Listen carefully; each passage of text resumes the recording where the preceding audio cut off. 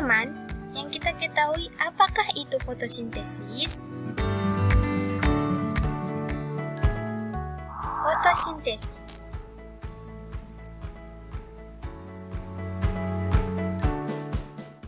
Teman-teman, sebelum kita mulai dengan menjelaskan proses fotosintesis, di sini kita harus mengenal dulu pengertian daripada fotosintesis.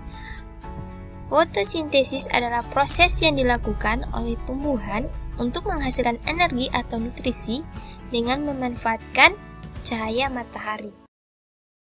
Kemudian selanjutnya teman-teman, yaitu kita kenal dengan bagian-bagian tumbuhan yang berperan dalam fotosintesis. Yang pertama di sini adalah batang. Batang dia berfungsi untuk mengangkut air dari akar ke daun. Yang kedua adalah akar. Akar berfungsi untuk menyerap air dan mineral dari dalam tanah. Yang ketiga adalah daun. Daun berfungsi untuk tempat berlangsungnya proses fotosintesis. Jadi ketiga ini merupakan bagian-bagian tumbuhan yang berperan dalam fotosintesis.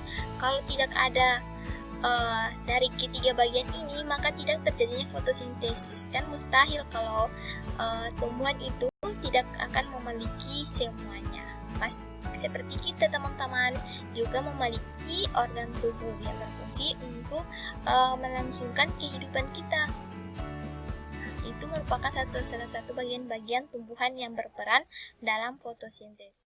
Kemudian teman-teman, yang kita ketahui bahwa organ tumbuhan salah satunya adalah daun, yang sebagai tempat berlangsungnya proses fotosintesis, di mana di dalamnya terdapat yang kita kenal dulu bahwa tumbuhan ini ada memiliki sel tumbuhannya. Nah, ini teman-teman, ini merupakan salah satu sel tumbuhan. Nah, di dalam sel tumbuhan ini salah satu organel yang bekerja dalam proses membantu dalam proses fotosintesis, yaitu ini teman-teman, disebut dengan kloroplas. Nah, ini teman-teman. Nah, di dalam kloroplas itu dia mengandung klorofil. Nah, yang berperan penting bagi proses fotosintesis. Nah, di dalam klorofil juga ada mesin-mesinnya ini teman-teman.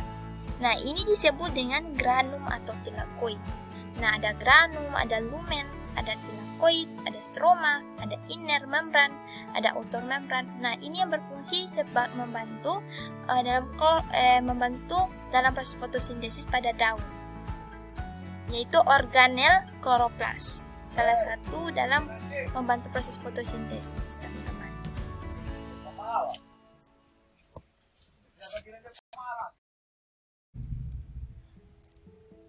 Selanjutnya teman-teman, pada proses fotosintesis, dia memiliki dua reaksi, yaitu reaksi terang dan reaksi gelap. Seperti kita hidup di bumi, yang kita ketahui adalah ada siang dan malam. Nah, begitu juga pula seperti tumbuhan. Nah, teman-teman, di sini saya akan menjelaskan reaksi terang. Reaksi terang memiliki dua proses, yaitu fotolisis dan fotofosforilasi. Di sini saya menjelaskan fotolisis duluan ya teman-teman. Nah, pada fotolisis ini, dia pengertiannya kalau dipisahkan, foto itu berarti cahaya teman-teman, dan lisis ini adalah micah. Nah, seru nih teman-teman. Foto adalah cahaya, lisis adalah micah. Micah yang artinya adalah micah, memecahkan. Nah, teman-teman, fotolisis artinya cahaya lisis. Micah adalah pakai cahaya yang memisahkan air, yaitu H2O. Nah, air kan kita tidak bisa dipisahkan oleh tangan. Nah, juga tidak bisa dibanting.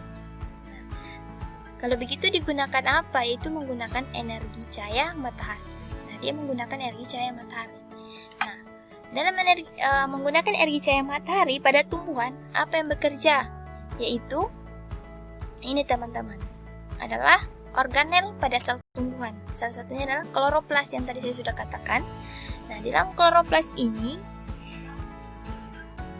dia terdapat tilakoid atau granat. Nah, energi yang diambil dari matahari hanya bisa diserap oleh granat atau tilakoid tersebut. Jadi semua energi ini akan diubah menjadi energi kimia yang memisahkan air menjadi 2 proton. Kemudian atau H+, kemudian 2 elektron, H- dan oksigen. Nah, oksigen ini yang dibutuhkan oleh kita, teman-teman, ya, ini gambar siklusnya. Biasanya kalau kita melakukan melakukan respirasi juga seperti tanam, seperti tumbuhan, teman-teman. Jadi kita saling melengkapi ya, makhluk hidup di dunia, teman-teman. Nah, ini merupakan salah satu reaksi terang. Jadi reaksi yang dibantu dalam untuk mendapatkan misalkan H2O itu dibantu oleh cahaya matahari. Tetapi di dalam oleh organel sel, yaitu adalah kloroplas, teman-teman.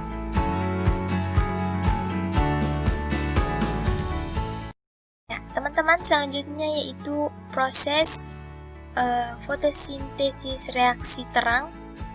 Yang kedua itu proses fotofosforilasi.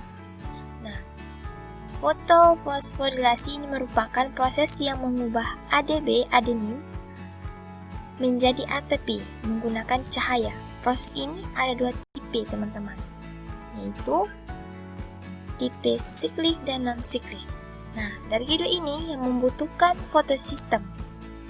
Bahwa fotosistem yang kita ketahui di sini, teman-teman, adalah kumpulan-kumpulan pigmen yang menangkap cahaya yang berada pada klorofil. Teman-teman, di sini pada siklik dan non-siklik dia penggunaannya berbeda. Bahwa siklik itu hanya menggunakan fotosistem 1, sedangkan non-siklik dia menggunakan fotosistem 1 dan fotosistem 2. Nah, teman-teman, agar mudah mengerti, perhatikan di sini. Ini merupakan suatu proses reaksi terang, di mana ini merupakan skema jet, supaya mempermudah kita untuk mengerti, untuk memahami. Nah, teman-teman, ini ada fotosistem 1, fotosistem 2, dan fotosistem 1. Nah, yang pertama, fotosistem 1, yaitu bahwa energi yang ditangkap. Nah, kemudian energi yang ditangkap ini bakal mengalami efektasi. Nah, efektasi. Dia mengalami efektasi, kemudian jadi sekarang energinya berada dalam elektron yang disebut dengan terjadinya fotoaktivasi.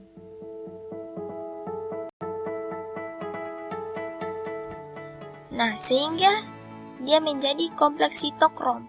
Nah, kompleks sitokrom dia sudah terbentuk lagi. Nah, sehingga dia sampai di fotosistem 1. Nah, pada fotosistem 1 dia mulai lagi seperti semula dan terus menerus hingga dia sampai ke fotosistem 1 ini, bahwa dia terjadi fotoaktivasi lagi. Dia dilepas dan dipakai untuk menyatukan ADP sampai P menjadi ATP. Nah, proses yang terjadi biasanya elektron akan diantar ke fotosistem 1 sampai fotosistem 1 terjadi fotoaktivasi lagi. Nah, dia terjadinya fotoaktivasi lagi, kemudian dilepas lagi. Dari 2 elektron ini akan menyatu sama NADP dan elektron. Nah, ini, teman-teman. Maka mereka bertiga bakal menjadi NADPH. Nah, yang baru dijelaskan ini merupakan salah satu non-siklik karena dia menggunakan fotosistem 2 dan fotosistem 1. Nah, sedangkan siklik dia hanya membutuhkan fotosistem 1. Nah, pada fotosistem 1 ini, teman-teman, jadi pas elektron sampai mengalami eksitasi atau fotoaktivasi, kemudian dilepas. Dia lepas ADP-nya. dia lepas ADP menjadi ATP, terus mengulang lagi. Kan dia akan membentuk, namanya siklik ya. Nah, ini merupakan salah satu proses dari fotofosforilasi. Jadi dia membentuk NADPH. Jadi pada proses ini, proses siklik dia membutuhkan fotosistem satu saja, dan proses non-siklik dia membutuhkan fotosistem 1 dan fotosistem 2 yang menghasilkan NADPH. Teman-teman, selanjutnya yaitu reaksi pada proses fotosintesis, yaitu reaksi gelap. Reaksi gelap, reaksi yang terjadi pada malam hari yang tidak membutuhkan cahaya matahari. Reaksi gelap terjadi pada bagian kloroplas yang disebut dengan stroma. Bahan reaksi gelap adalah ATP dan NADPH yang dihasilkan glukosa.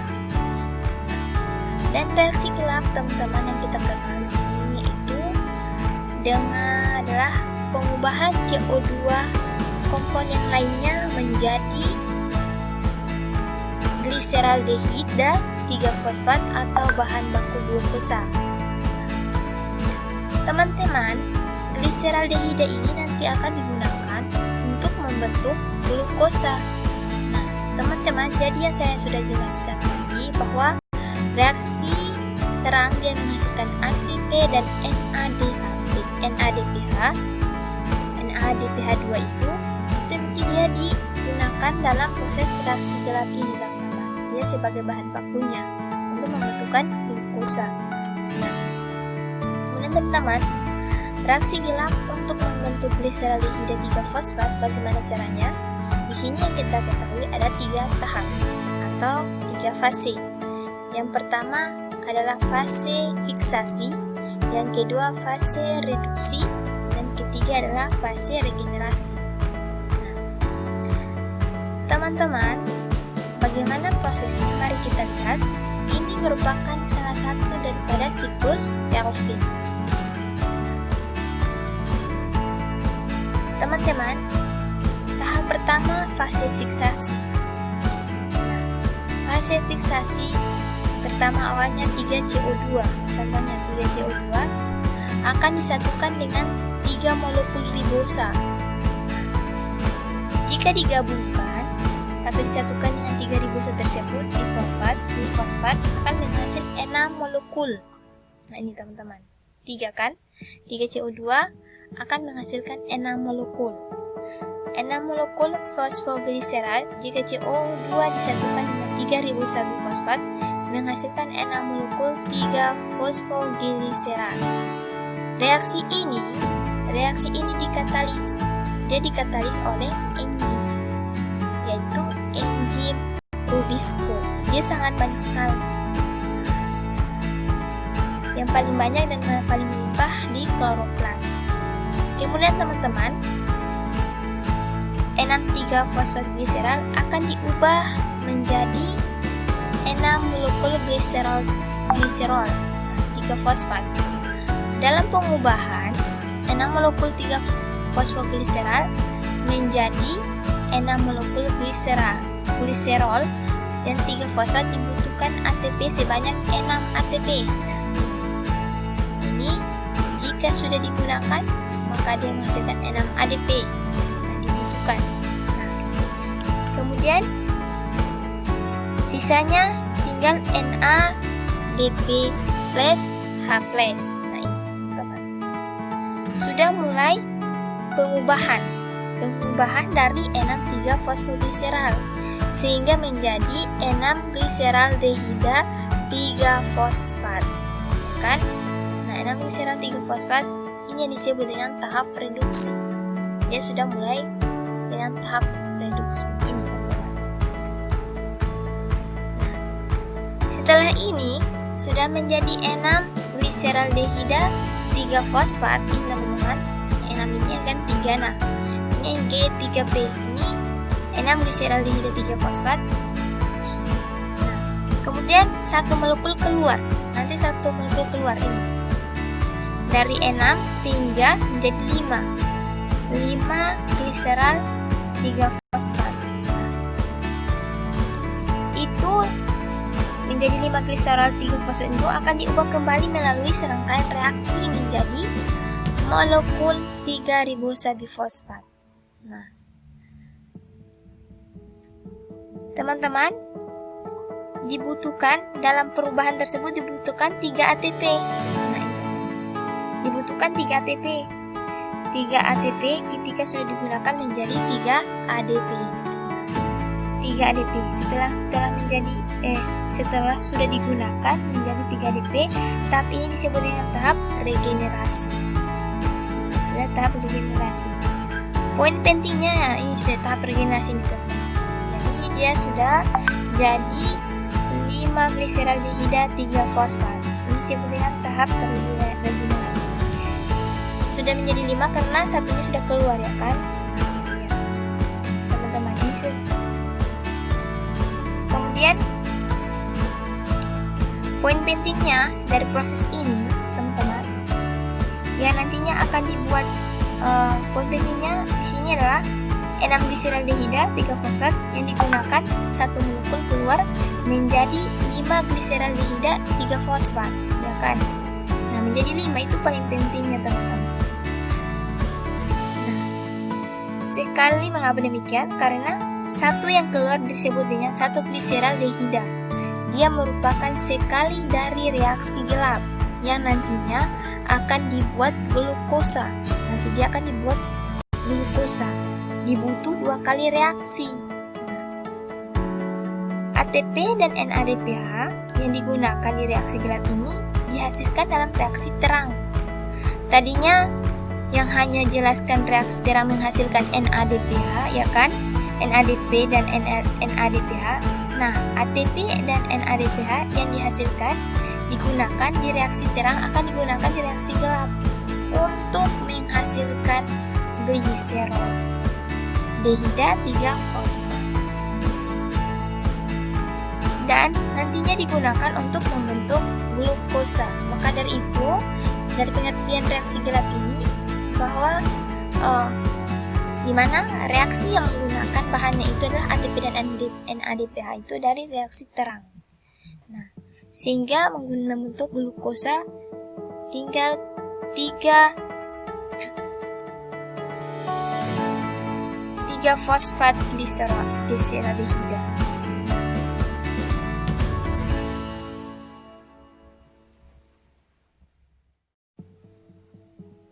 Jadi teman-teman, itu merupakan daripada reaksi fotosintesis.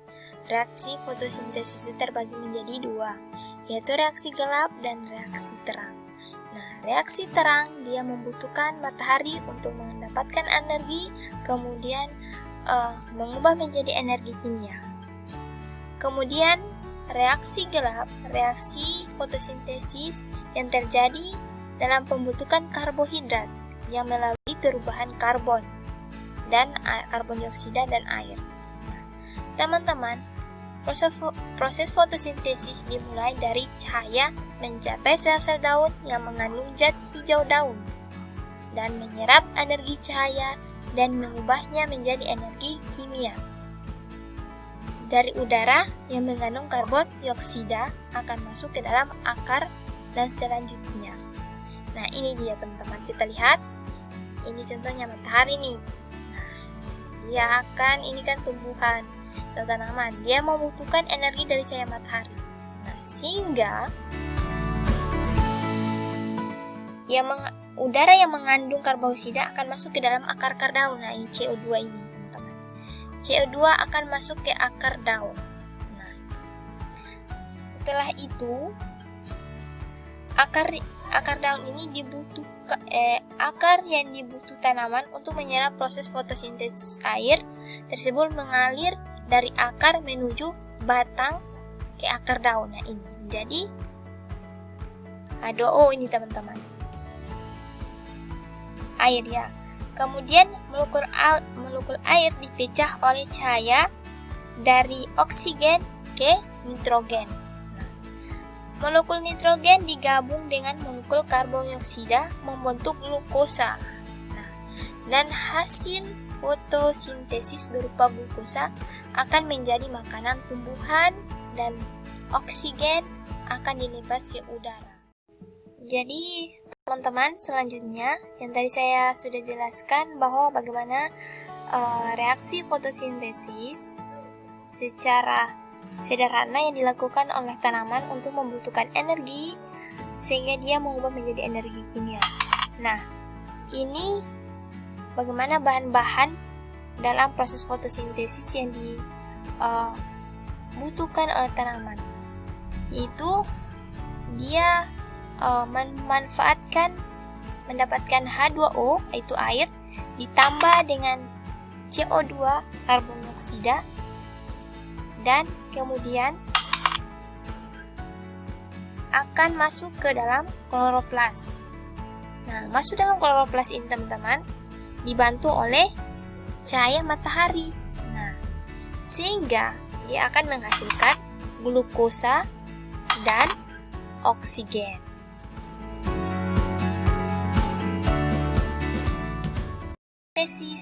Nah, kemudian kadar air. Kenapa demikian? Kadar air juga mempengaruhi fotosintesis karena kekurangan air akan mengakibatkan stomata menutup sehingga akan menghambat penyerapan karbon dioksida yang artinya akan dapat menekan laju fotosintesis. Nah, kemudian selanjutnya adalah suhu. Suhu di sini yaitu dia dapat mengoptimalkan yang dapat diperlukan. Dia harus optimal karena dia diperlukan untuk mengaktifkan enzim-enzim yang bekerja dalam proses fotosintesis. Nah, setelah itu kadar fotosintat, itu hasil fotosintesis. Nah, mengapa demikian? Dia mempengaruhi karena jika kadar fotosintat dia berkurang, maka laju fotosintesis akan naik. Nah, itu lebih baik. Kemudian tahap pertumbuhan. Mengapa demikian? Tahap pertumbuhan bisa mempengaruhi fotosintesis karena yang kita ketahui itu tanaman itu awalnya itu kecil dulu. Dia tidak langsung besar. Maka dari itu dia mempengaruhi tahap pertumbuhan. Tumbuhan yang baru dia memerlukan energi yang paling banyak daripada tumbuhan dewasa. Nah, teman-teman, itu daripada faktor lingkungan mempengaruhi fotosintesis. Nah, mungkin itu saja yang saya bisa jelaskan tentang proses fotosintesis, kemudian reaksi-reaksi dalam fotosintesis, ada reaksi gelap dan reaksi terang, kemudian faktor lingkungan yang mempengaruhi fotosintesis. Nah, demikian dari saya. Wassalamualaikum warahmatullahi wabarakatuh.